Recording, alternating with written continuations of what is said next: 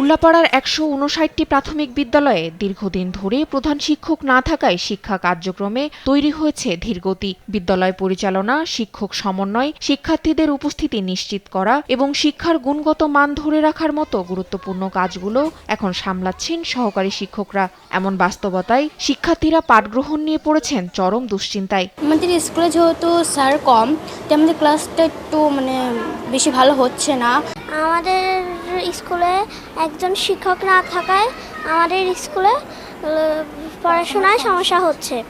তার জন্য আমাদের স্কুলে আরেকজন শিক্ষক প্রয়োজন। অবসর, পদোন্নতি আটকে থাকা, নতুন নিয়োগ না হওয়া এবং প্রশাসনিক জটিলতার কারণে দীর্ঘদিন ধরেই তৈরি হয়েছে এই শূন্যতা। শিক্ষক সংকটের কারণে শ্রেণীকক্ষে কাঙ্ক্ষিত সময় ও মনোযোগ দেওয়া সম্ভব হচ্ছে না বলে অভিযোগ করেন দায়িত্বপ্রাপ্ত শিক্ষকরা। তাই দ্রুত এই সংকট নিরসনের দাবি জানান তারা। ভর্তি, তারপরে ধরেন উপবৃত্তি, অনেক কাজে সবসময় অফিসে দৌড়াদৌড়ি করতে হয়, এতে আমার ক্লাসের অনেকটা ক্ষতি হয়। আমাদের এখানে শিক্ষক সংকটের জন্য আমরা ঠিকমতো ক্লাস নিতে পারছি না।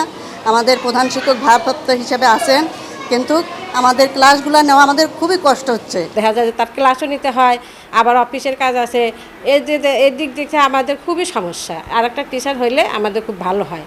এদিকে শিক্ষক সংকটের বিষয়টি ইতোমধ্যেই ঊর্ধ্বতন কর্তৃপক্ষকে অভিহিত করা হয়েছে বলে জানিয়েছেন প্রাথমিক শিক্ষা অফিস। 124টি বিদ্যালয়ে আমাদের প্রধান শিক্ষক পদ শূন্য আছে, যেগুলো ভারপ্রাপ্ত প্রধান শিক্ষক দ্বারা পরিচালিত হচ্ছে। সেই সাথে আমাদের উপজেলায় মোট 1521টি অনুমোদিত সহকারী শিক্ষক পদ, যার ভিতর 1368টি কর্মরত আছে এবং এখন 153টি পদ শূন্য আছে। শিক্ষার মান উন্নয়নে উল্লাপাড়ার প্রাথমিক শিক্ষায় গতি ফেরাতে দ্রুত কার্যকর উদ্যোগের অপেক্ষায় শিক্ষক, অভিভাবক ও শিক্ষার্থীরা। তাসফিয়া ইসলাম, নিউজ ডেস্ক, দেশ টিভি।